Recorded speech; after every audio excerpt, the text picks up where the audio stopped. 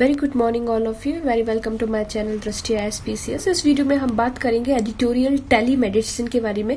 देखिए, हम बहुत ही जो इम्पोर्टेंट एडिटोरियल्स होते हैं वो लेकर आते हैं आपके मेंस एग्जाम के लिए। बहुत इंपॉर्टेंट होते हैं, चाहे आप यूपी PCS मेंस दे रहे हैं, UPSC मेंस दे रहे हैं या फिर किसी भी PCS का मेंस दे रहे हैं, ये बहुत ही इम्पोर्टेंट रोल प्ले करते हैं।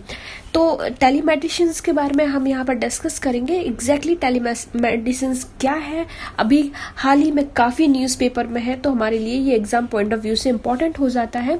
ठीक है, तो ये पेपर सेकंड का है। आपने अगर आपको पता होगा तो पेपर सेकंड से भी ये रिलेटेड है। ठीक है, तो इसमें हम देख लेते हैं। देखिए, वैश्विक महामारी के दौरान स्वास्थ्य देखभाल उद्योग जो वर्तमान में बड़े पैमाने पर परिवर्तनशील दौर से गुजर रहे हैं, इस संकट के दौरान सामान्य स्वास्थ्य देखभाल सेवाओं को बहाल करने के लिए टेलीमेडिसिन या फिर जिसे आप ई स्वास्थ्य सुविधा का एक बेहतरीन उदाहरण मान सकते हैं।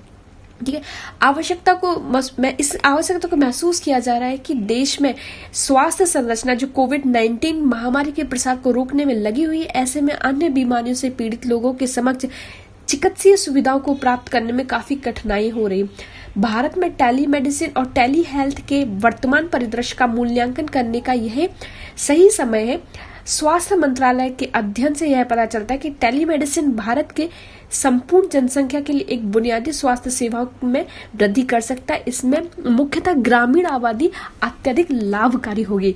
ठीक है, तो देखिए, अभी हाल ही में काफी चर्चा चल रही है टेलीमेडिसिन की और कृत्रिम बुद्धिमत्ता मतलब आर्टिफिशियल इंटेलिजेंस का उपयोग करने की, क्योंकि जो कोविड वायरस है वो ह्यूमन टू ह्यूमन ट्रांसफर होता है। तो अगर आप टेलीमेडिसिन का यूज करते हैं और मतलब ये जो रोबोटिक्स का यूज करते हैं, तो इससे जो एक चेन है वो ब्रेक हो सकती है।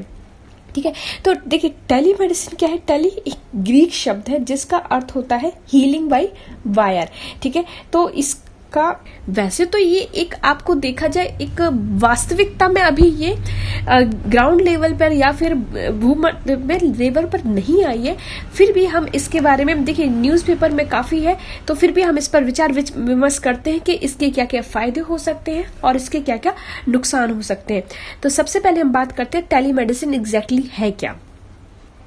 देखिए, टेलीमेडिसिन स्वास्थ्य सेवाओं के क्षेत्र में स्वास्थ्य सेवाओं की एक उभरती हुई विधा है, जहां सूचना प्रौद्योगिकी के साथ चिकित्सा विज्ञान के सहक्रियात्मक संकेंद्रण से ग्रामीण और दूर दराज के इलाकों में स्वास्थ्य के विभिन्न क्षेत्रों में जैसे कि शिक्षा, प्रशिक्षण और प्रबंधन के अनेक अनुप्रयोगों के अलावा स्वास्थ्य देखभाल प्रदायगी की चुनौती को पूरा करने के लिए अपार संभावित निहित है। उतना ही प्रभावी है जितना टेलीफोन के जरिए चिकित्सा संबंधी किसी समस्या पर रोगी और स्वास्थ्य विशेषज्ञ आपस में बातचीत कर सकते हैं। ECG, रेडियोलॉजिकल इमेज आदि जो भी परीक्षण है, चिकित्सीय जानकारी, इलेक्ट्रॉनिक चिकित्सा रिकॉर्ड भेजने, IT आधारित हार्डवेयर सॉफ्टवेयर की सहायता से रियल टाइम के आधार पर अंतःक्रियात्मक चिकित्सा, वीडियो कॉन्फ्रेंसिंग करना, उपग्रह तथा स्थलीय नेटवर्क द्वारा ब्रॉडबैंड का उपयोग करके वीडियो कॉन्फ्रेंसिंग के जरिए जटिल कार्य भी करना इससे हो सकता है। जैसा कि आपने कई बार न्यूज़पेपर में सुना होगा कि टेलीमेडिसिन के जरिए या फिर वीडियो कॉन्फ्रेंसिंग के जरिए अमेरिका में बैठे किसी न्यूरोलॉजिस्ट ने या फिर किसी कार्डियोलॉजिस्ट ने हार्ट ट्रांसफार्मर किया, या फिर इस तरीके की आपने काफी न्यूज में सुना होगा। तो यही एक टेलीमेडिसिन का आपके सामने एक बहुत अच्छा उदाहरण है। देखिए, कई जगह तो जैसे कि अमेरिका हुआ, एरिजोना हुआ, कई जगह तो टेलीमेडिसिन केंद्र भी स्थापित किए गए हैं इनका अच्छे से सुचारू रूप से संचालन करने के लिए। ठीक है, अब हम बात करते हैं भारत में टेलीमेडिसिन का विकास कब से हुआ, कैसे हुआ, इसके बारे में थोड़ा सा देख लेते हैं, फिर हम इसके अनुप्रयोगों के बारे में भी जानेंगे। ठीक है, तो देखिए, भारत में जो टेलीमेडिसिन का विकास 2001 में टेलीमेडिसिन सुविधा पायलट प्रोजेक्ट के साथ प्रारंभ किया गया था, जिसे चेन्नई के अपोलो हॉस्पिटल के चित्तूर जिले में और जो अरगोड़ा गांव है, अपोलो हॉस्पिटल का जो ग्रामीण गांव है, उससे अपोलो हॉस्पिटल को जोड़ा गया था। ठीक है, सूचना प्रौद्योगिकी विभाग, विदेश मंत्रालय, स्वास्थ्य और परिवार कल्याण मंत्रालय के साथ साथ राज्य सरकारों ने भी भारत में टेलीमेडिसिन सेवाओं के विकास में काफी महत्वपूर्ण भूमिका निभाई है। अब हम बात कर ले टेलीमेडिसिन के अनुप्रयोग के बारे में। देखिए, सबसे पहले तो हो जाता है ये टेली हेल्थ,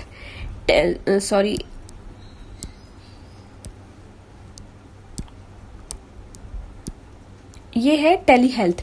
टेली हेल्थ क्या है? टेली हेल्थ लंबी दूरी की क्लिनिकल हेल्थ केयर, रोगी और पेशेवर स्वास्थ्य से संबंधित शिक्षा, प्रशिक्षण, सार्वजनिक स्वास्थ्य और स्वास्थ्य प्रशासन का समर्थन करने के लिए इलेक्ट्रॉनिक सूचना और दूरसंचार प्रौद्योगिकियों की एक समूह है। ठीक है, ये टेली हेल्थ है। टेली मेडिसिन परामर्श केंद्र क्या है? तो टेली मेडिसिन परामर्श केंद्र वह स्थल है जहां रोगी उपस्थित होता है। एक टेली मेडिसिन परामर्श केंद्र में रोगी की चिकित्सा जानकारी को स्कैन करके, परिवर्तित करके, बदले में अन्य स्वास्थ्य केंद्रों के साथ साझा करके उसके उपकरण उपलब्ध कराए जा सकते हैं। टेली मेडिसिन स्पेशलिटी सेंटर क्या है?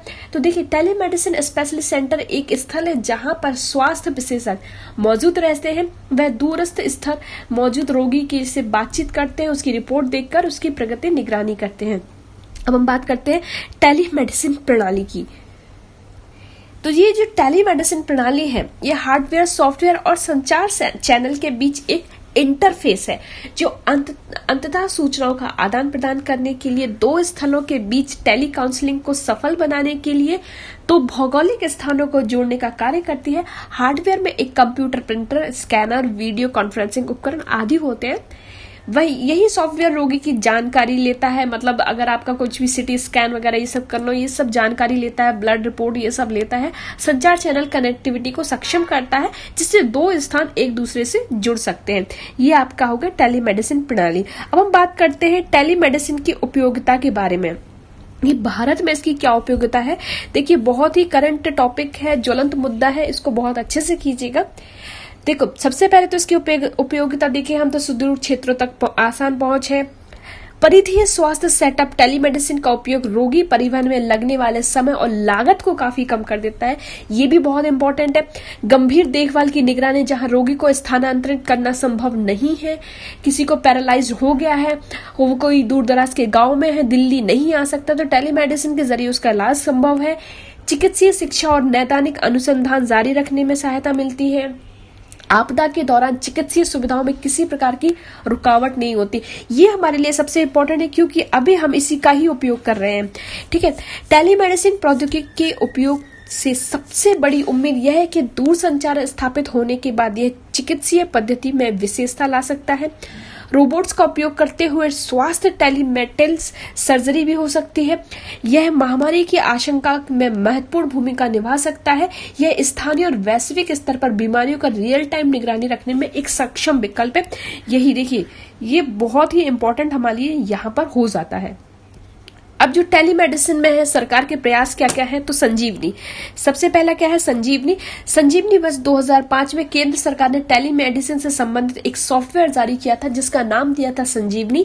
इसे टेलीमेडिसिन के हाइब्रिड मॉडल के रूप में वर्गीकृत किया जाता है जो स्टोर और फॉरवर्ड के साथ साथ रियल टाइम की अवधारणा का भी उपयोग करता है। उसके बाद हम बात करते हैं सेहत 2015 में केंद्र सरकार ने दूरस्थ ग्रामीण क्षेत्रों में टेलीमेडिसिन के जरिए विशेषज्ञ चिकित्सकों की सेवा उपलब्ध कराने के उद्देश्य से अस्पतालों में नेटवर्क संचालित करने वाली कंपनी अपोलो अस्पताल में 60,000 common service centre CSC telemedicine सेवा सेहत शुरू की है। उसके बाद अब बात करते हैं कॉन्टैक्ट क्या है?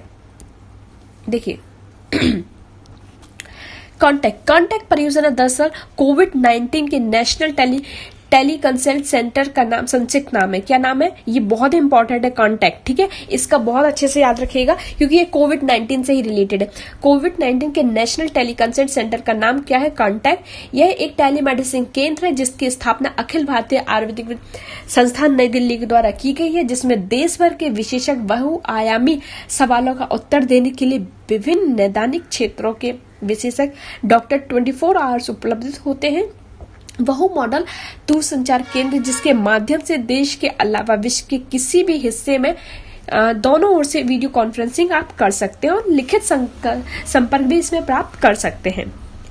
अब इसमें जो चुनौतियां हैं वो हम एक बार और देख लेते हैं। डॉक्टर व स्वास्थ्यकर्मी ई चिकित्सा टेलीमेडिसिन के बारे में पूरी तरह से आश्वस्त और परिचित नहीं है।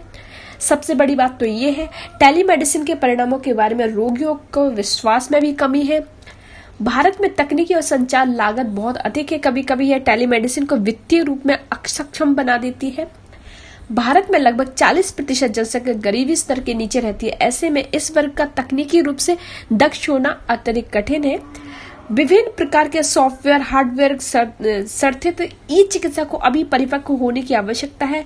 सही निदान डेटा अन्वेषण के लिए उन्नत जैविक सेंसर और अधिक बैंडविड्थ समर्थन की इसमें काफी आवश्यकता है। टेलीमेडिसिन स्वास्थ्य सेवाओं के मामले में दिशा निर्देश बनाने व इन दिशा निर्देशों का उचित रूप से अनुपालन करने का भी अभी शासकीय निकाय का अभाव यहाँ पर दिखाई देता है। अब हम इसका निष्कर्ष देखें तो देखिए, टेलीमेडिसिन सभी समस्याओं का समाधान नहीं हो सकता है, लेकिन समस्याओं को संबोधित करने में बहुत महत्वपूर्ण भूमिका निभा सकता है। खासकर जैसे कि अभी कोविड-19 का आप केस देख लीजिए, इस समय टेलीमेडिसिन काफी इंपॉर्टेंट भूमिका निभा सकता है। Tele health, tele education, tele home care जैसी सुविधाएं स्वास्थ्य सेवा के क्षेत्र में चमत्कारी साबित हो रही है। आपदा प्रबंधन के समय क्षेत्र में टेलीमेडिसिन का विशेष महत्व है। जैसा कि वर्तमान में कोरोना वायरस के प्रसार के दौरान देखा जा रहा है, टेलीमेडिसिन की पहल अंतर्राष्ट्रीय स्वास्थ्य सेवाओं के करीब ला रही है और गुणवत्ता स्वास्थ्य सेवा प्राप्त करने में रुकावटों को दूर करती है। इनकी क्षमता होने के बावजूद भी अभी भी टेलीमेडिसिन में उस ऊंचाई को प्राप्त नहीं किया जा रहा है जहां तक पहुंचने की आशंका है। हालांकि सरकारें अभी टेलीमेडिसिन स्वास्थ्य सेवाओं को विकसित करने में गहरी दिलचस्पी दिखा रही है, जिसके परिणाम स्वरूप सार्वजनिक स्वास्थ्य में इसके उपयोग में धीमी लेकिन स्थिर वृद्धि एवं उम्मीद है कि कुछ वर्षों में टेलीमेडिसिन स्वास्थ्य सेवाओं को अपनी वास्तविक क्षमता तक पहुंचाया जा सकेगा। ठीक है, तो ये हुआ पूरा टेलीमेडिसिन के बारे में। आपके मेंस के पॉइंट ऑफ व्यू से काफी इंपॉर्टेंट है। So thank you and thanks for watching.